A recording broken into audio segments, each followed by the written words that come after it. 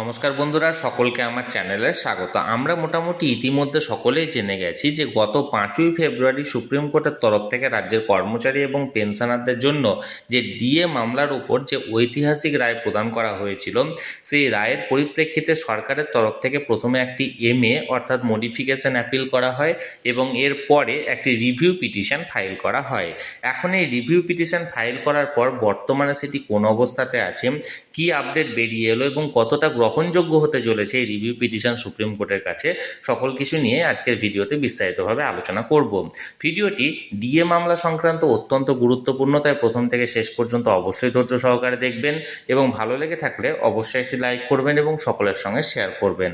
আর সেই সাথে এই চ্যানেলে যদি প্রথমবার হয়ে থাকেন এই রকমের ইনফরমেটিভ ভিডিও আরও দেখার জন্য যারা এখনও পর্যন্ত চ্যানেলটিকে সাবস্ক্রাইব করেননি তারা অবশ্যই চ্যানেলটিকে সাবস্ক্রাইব করে নিতে ভুলবেন না।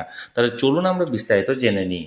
দেখুন, আমরা এই মুহূর্তে সরাসরি সুপ্রিম কোর্টের ওয়েবসাইটে আছি। এখানে রিভিউ পিটিশনের ডায়েরি নাম্বার দেওয়া হয়েছে, দেখুন 14354/2026, অর্থাৎ 2026 সালে ফাইল করা হয়েছে the state of West Bengal versus confederation of state government employees. এখানে ফাইল করা হয়েছে দেখুন 9 মার্চ 2026, 5:48 PM। যেটা স্ট্যাটাসটা এই মুহূর্তে পেন্ডিং দেখাচ্ছে, অর্থাৎ রিভিউ পিটিশনে অ্যাপিল তো করা হয়েছে কিন্তু এখনও পর্যন্ত সুপ্রিম কোর্টের তরফ থেকে কোনো হিয়ারিং নোটিশ জারি করা হয়নি। এবার এখানে রেসপন্ডেন্ট এবং পিটিশনারের নাম দেওয়া হয়েছে। পিটিশনার হচ্ছে স্টেট অফ ওয়েস্ট বেঙ্গল এবং রেসপন্ডেন্ট হচ্ছে confederation of state government employees.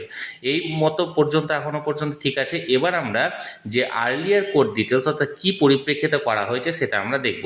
দেখুন, আর্লিয়ার কোর্ট ডিটেলসে সুপ্রিম কোর্টের এজেন্সি স্টেট দেখুন দিল্লি, এজেন্সি কোর্ট দিল্লি।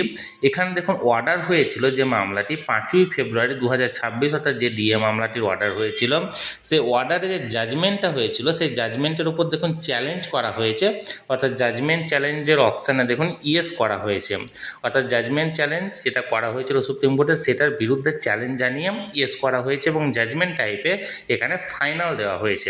অর্থাৎ 5ই ফেব্রুয়ারি যে অর্ডারটি দেওয়া হয়েছিল সেটা ফাইনাল জাজমেন্ট দেওয়া হয়েছিল, সেই জাজমেন্টের পরিপ্রেক্ষিতে এখানে চ্যালেঞ্জ জানানো হয়েছে। এখন যে মূল বিষয়টি সেটা হলো সুপ্রিম কোর্ট হলো দেশের সর্বোচ্চ আদালত। এই সুপ্রিম কোর্টের তরফ থেকে গত 5ই ফেব্রুয়ারি ডিএ মামলাতে যে ফাইনাল জাজমেন্ট প্রকাশ করা হয়েছে, সেই ফাইনাল জাজমেন্টের পরিপ্রেক্ষিতে আলাদা করে আবার পুনরায় রিভিউ পিটিশন ফাইল করা হলেও সেই রিভিউ পিটিশনের গ্রহণযোগ্যতা একেবারেই থাকে না বললেই হয়। এখন দেখার বিষয় যে সুপ্রিম কোর্ট এই রিভিউ পিটিশনটাকে কতটা গ্রহণযোগ্য হিসাবে তুলে ধরছে না এটা প্রথমেই বাতিল করছে। আমি সবসময়ই চোখ রেখেছি যে কোনো আপডেট আসা মাত্রই তৎক্ষণাৎ সেটা আপনাদের সঙ্গে শেয়ার করে দেওয়া হবে। তাই যারা যারা এখনও পর্যন্ত চ্যানেলটির সঙ্গে যুক্ত নেই অবশ্যই চ্যানেলটিকে সাবস্ক্রাইব করে চ্যানেলটির সঙ্গে যুক্ত হয়ে যান। আর এই ভিডিওটি ভালো লেগে থাকলে অবশ্যই একটি লাইক করুন এবং সকলের সঙ্গে শেয়ার করুন। আর সেই সাথে অবশ্যই চ্যানেলটিকে সাবস্ক্রাইব করে রাখুন। ধন্যবাদ, দেখা হচ্ছে পরের ভিডিওতে।